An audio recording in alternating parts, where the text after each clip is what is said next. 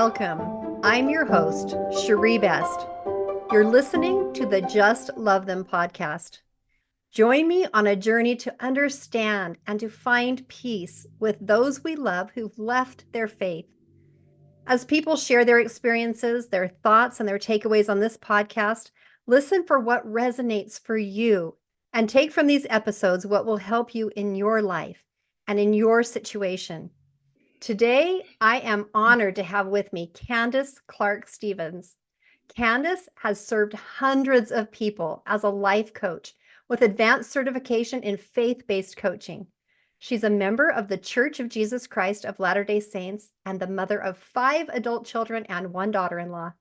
She's a moderator for the private Facebook group Bridges, Support for Latter-day Parents of Adult Children, where she posts insights about what she gains from her experiences with her kids.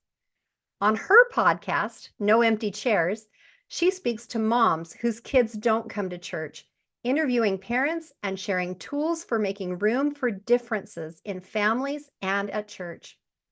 Candice loves supporting moms who want to keep their relationship with their children and their faith. Candice, welcome. Thank you so much for having me, Cherie. It's my pleasure to be here. Thank you. I'm so excited to have gotten connected with you because you're the first person I have found who is doing the same thing I'm doing. And I kind of love that because as soon as I discovered that, I really wanted to have you on my podcast because I feel like there's so many people out there who need solace and who need the tools and the things that we've walked through and learned that they just need that. There's way more people than we could ever reach, both of us. And so I was so happy to find that I'm not alone and that there's other people out there that are trying to help as well. And so I'm just so excited to have you here. Thank you. I would really love to know, first of all, what has your experience been that has led you to be passionate about this topic? Well, I have 5 kids who don't come to church. And so I feel like I can have some experience as a mom whose kids don't come to church. And each one of them has their own reason. They don't all have the same story. And some of those stories they've shared a little bit with me, and some of them they haven't really wanted to. I'm not sure exactly where they are, but I know that they don't go to church. And I know that I love them, and I don't need them to go to church for me to love them. And I think that that is not something I knew 10 years ago. Yeah, I could agree with that. I'm in the same boat. I didn't know that 10 years ago. I would love for our listeners to hear a little bit about your story. So do you mind starting kind of at the beginning and sharing kind of your journey through this? And then after that, I would also love to know how you got out of the emotions and got to a place where you felt good about things. Yeah, and I think that part is a step-by-step process that is continues. That Yes, is not definitely. over. Where to begin? There are so many different starting places. One place to begin would be that I am actually divorced. So that's not a thing that we really talk about as a plan in the Church of Jesus Christ of Latter-day Saints. And so when I came to the point where I was willing to consider the possibility of leaving my marriage, I had to really reevaluate my own relationship with God and with the church and what I thought about myself and what it would mean if I were no longer married. And all of that identity work really helped me as my kids started showing up in their own lives in ways that were not what I had planned either. Hmm. And I think being willing to not fit the mold, like that was that was a big step for me, to really take responsibility for making decisions for my own life, and then being willing to let my kids take responsibility for making decisions in their lives as well. I did think of a couple of instances that happened with one of my children that were kind of stepping stones for me along the way. I remember when I was still married, my son had he moved back home after doing a little bit of work in college and living away from home for a while. And I went into his room I actually knocked on the door first, but then like I knock and then just walk in Yeah. because Yeah. I used to think that was sufficiently respectful. Um, but anyway, so I knocked on the door and then I walked in, and I just happened to notice that there was a bottle of, I don't even remember what it was, whiskey or some kind of alcoholic beverage in his bedroom. And I just kind of went, oh, like that isn't part of the script, you know? No Right. one trained me for this. And so I feel like it went okay. Like it wasn't a stellar performance by me, but I felt like it went okay. I just was so surprised, and I just said to him, I actually was just really frank, and I said, no one has trained me to have this conversation, but I guess we're going to have a conversation about responsible drinking now. Because Wow.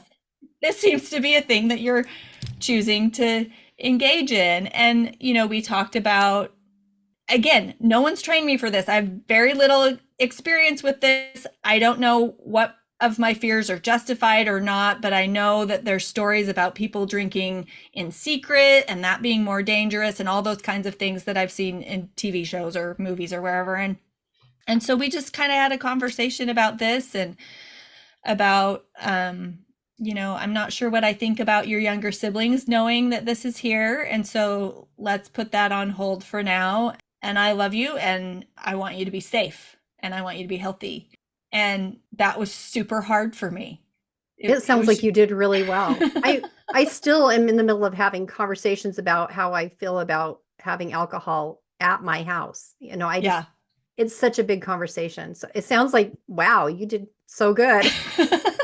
Well, my emotional state around it was not calm, you know, like I felt like I'm sort of pushing that to the side so that I can engage with my kid in this exchange I hadn't really planned for. And then walking away and going, I have no idea what to do with this. I think that that is a lot of when things don't go to script, we think, I have no idea what to do with this. Yeah. And it's disorienting. It's destabilizing to your sense of the world and how you view your relationship with your children. And so I had just thought that if I was a good mom, my kids would get Eagle Scouts and graduate from seminary. And so there was this gradual process of coming to a point a few years after that where I realized, oh, I can be a good mom no matter what my kids are doing. Like, I can just decide that I'm going to show up with love and integrity. And then that's what makes me a good mom. And my kids are going to make their own choices. I love that definition. If you show up and you're doing what you can to be that good mom, then that is what qualifies you, not what their choices are. And I think it's really, really hard for a lot of people to separate that. Yeah. There was another example actually with this same child who years later, after we were divorced, I knew he was dating someone, and he had been living at his dad's house and really wanted to move out independently. And he scheduled an appointment to come talk to me. Okay, this kid is not the organized kid who schedules appointments. So immediately I knew that there was something's up if this kid's going to schedule an appointment with me. And he came over and we sat down downstairs in my family room, and he told me that he was going to move in with his girlfriend. And I felt a little bit of a heartache and a gut punch. And also at the same time, I immediately recognized how much courage it took for him to just come and just tell me this openly and directly and privately so that we could have a conversation. I was so impressed with this kid for taking responsibility for his choice and wanting to share his life with me, knowing that I was not a fan of this decision. Yeah. I will say that debauchery did not ensue. Like, I think sometimes we think, you know, people are making choices that are outside of our value system and therefore they have no values. And Right. that's not actually the case. My children all have values that they live by. They're just not living by mine, like my script of it. They're living by their own values. Hmm. And I think 3 years later, something like that, maybe four, I can't remember how long they lived together before they got married 2 years ago. The thing that I love about their relationship is that they are kind to each other. So this kid, I mean, he's in his late 20s, so I'm going to still call him a kid. But Absolutely. he is my adult child who is a wonderful, kind, and loving man who is as Christ like a person as I know and does not happen to believe in God. Yeah, barely said. So just learning to come along and sort of allow myself whatever sadness for the sense of loss of the experience I thought I was going to have, Hmm. but also not making my emotional experience my kid's fault and not making my happiness depend on the choices that they make, because their choices are theirs to make and I get to decide how I think and feel about them. Yeah. And how did you get to a place where you had that healthy? Because that's a very healthy viewpoint. Did you do that really early on, or did it come gradually? How did you get to that place? Because it's such a great place to be. Yeah. So I think, as I said earlier, I did a lot of personal work before I got divorced. So I spent 8 years in marriage therapy with four different marriage therapists, done a lot of personal therapy. A lot of that work, especially towards the end, where I was really learning how to take responsibility for myself and to take care of myself and not to sort of hand the remote control of my life over to my husband and, be manipulative in that way. All of that progress helped me be a better parent of my adult children as they started making decisions. And I just realized, I don't want them to feel like I'm not going to be okay if they go live their life the way they want to live their Hmm. life. Hmm. And I think, these are their lessons to learn and their experiences to have.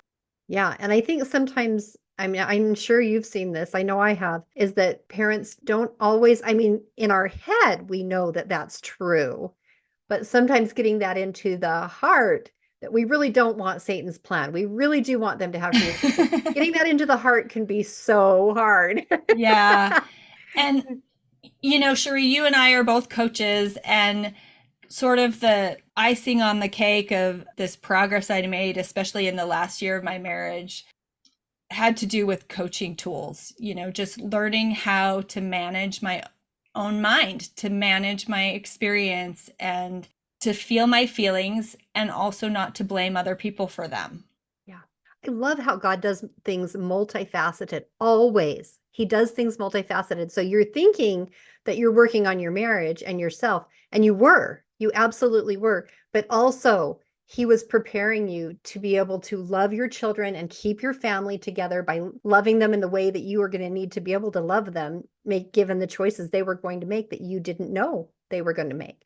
So I love how God Yeah. just he just has such far sight that he does things so multifaceted for our benefit. Yeah. Yeah. I just really do love gathering my children together. My favorite thing is to get them all in my house with some takeout. I think this child actually has a birthday coming up and we're having lunch all together on Saturday. We're going to have some Thai food and we're going to sit around and I'm going to listen to them talk to each other because I hear more when I listen to them talk to each other than Yes, yes, I agree. And it's so fun to listen to them talk to each other, isn't it? yeah, I love that they enjoy being together and it's just wonderful. And it sounds like they all have a good relationship with you. They all feel loved and valued by you. That's what it sounds like. Well, I hope they do. I think the truth is that there's an array of relationships. I feel loving and good towards all of my children, and I think Hmm. each one of them has their own unique relationship toward me, just based on some unique things about their personalities and their experiences. And I just am here, like The kid who just doesn't want to answer my text messages, okay, I'm still here. Yeah, that's great. You've coached hundreds of people, and I would love to know what is the most common thing that you see in your clients that they're struggling with, and give us maybe one or two tips of what you teach them to help them get through the hard part where they're in the devastation in the middle of the kids are making the choices and they don't know what to do and they're kind of in turmoil. Talk to us about that. Yeah, I think everyone is just unique, but I think a lot of parents of children who don't come to church, they experience a lot of disappointment and they feel, some of them feel shame as if they had done it right, this would not be happening. Yes. Lots of And guilt and shame. yes.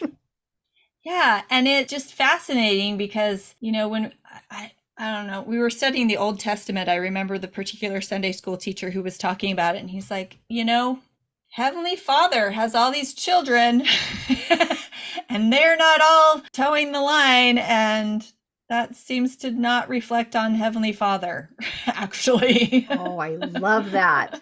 Yes. I think that we feel disappointed and we feel frustrated and we feel these things and we project that onto God that, well, God's probably disappointed in me. And I just don't think that's the case because I don't think God has the expectation that we're going to do everything right all the time, that we're going to follow the script. We're here to have experiences and to learn and to grow. And we do that by messing up a lot. Like that's how we learn things. And Yeah. so nothing has gone wrong is one of my favorite thoughts.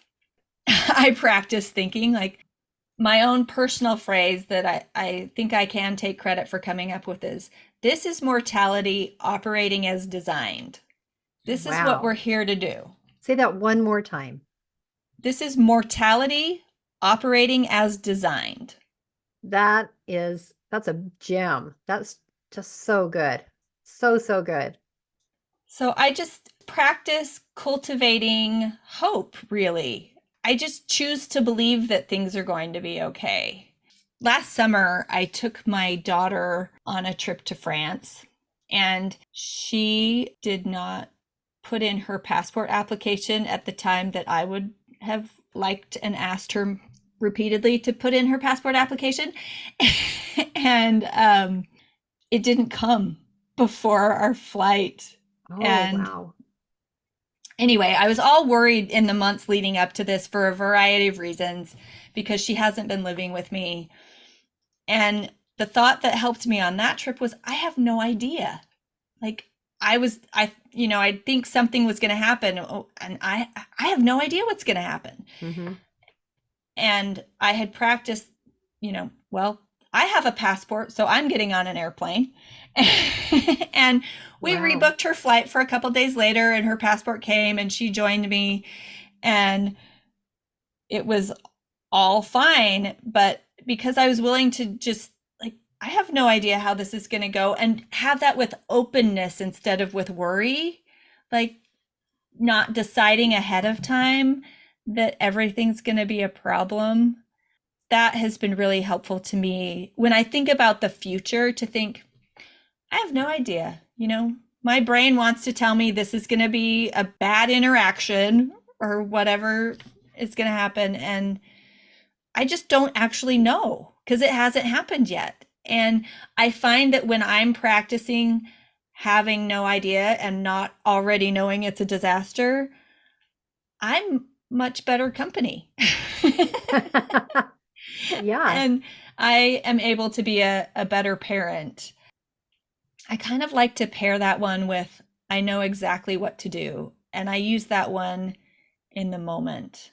Like, I know exactly what to do. I don't know what's going to happen when all my kids come over in my house, and maybe there's one kid who doesn't want Thai food or doesn't want to play, whatever, who knows what's going to happen. But in whatever moment, I'll know exactly what to do because I am just going to practice showing up with love and have some respect and compassion for myself as well as for my kids. Mhm. I get to be where I am as well as they get to be where they are. Yeah. And you've got some really, really good affirmations. Like that's a really good one. I know exactly what to do. I think that it's really easy for people to become frustrated or angry or fearful when expectations are not met. And what I'm hearing you say is that you just are taking the expectations out. You're not having expectations. That way, you're not going to be frustrated. You're not going to be angry. You're not going to be afraid because there's not an expectation there. And that is such a freeing concept. Yeah. One I wish I would have known many years ago.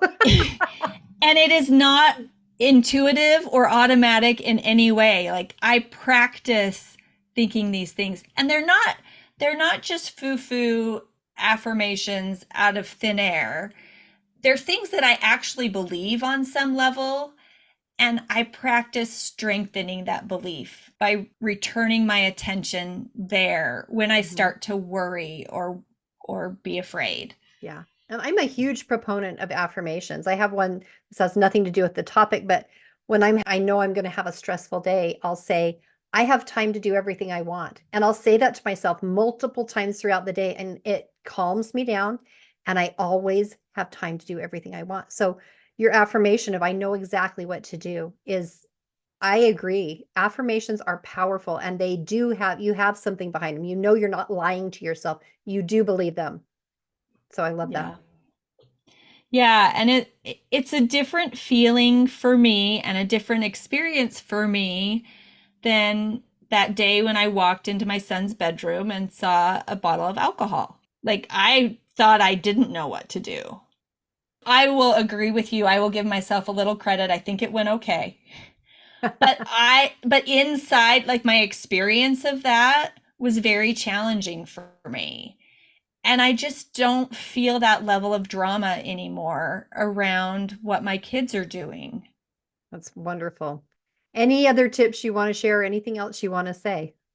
Maybe just that I love the name of your podcast, just love them. And that is my mantra. Like, I am just trying to expand my capacity to love my children because I think that is how we become more like God. Like, the details of what happens with them and their growth is theirs to take care of. But I think I get closer to Zion. I get closer to eternal life. I get closer to godliness as I expand my capacity to love my children and other people around me exactly as they are right now. It can be really hard sometimes, but that is what I'm working on. That's what I'm aiming for because I just think that's the way. We're here to grow, learn and grow and bring to pass the immortality and eternal life of man. And I don't control anybody but me. So I'm for sure going to work on getting myself to be more loving. Yeah. And one of the ways I do that is to try not to have empty chairs around my kitchen table.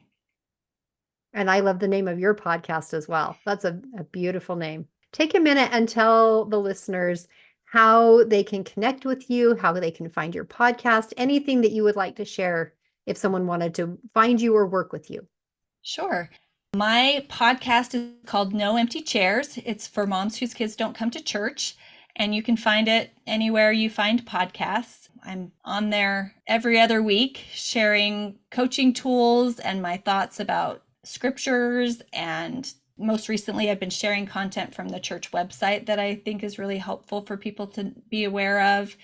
And I also do interviews with parents, as you do, Cherie. So that is probably my favorite thing to do on my podcast. Mm-hmm. Um, my coaching practice is Candice Clark Coaching. And so you can find me at CandiceClarkCoaching.com. And on Facebook, my business page is Candice Clark Coaching. Wonderful. And I will put all of this information in the show notes so the listeners can find it there too. If they don't have, if they're driving and they don't have something to write it down with, it'll be in the show notes so you can find it. And listeners, Thank if you. anybody out there has a story to share about how you got to a place of acceptance and love, you can click on the link in the show notes and apply to be on this podcast. And that link will be cheriebest.com.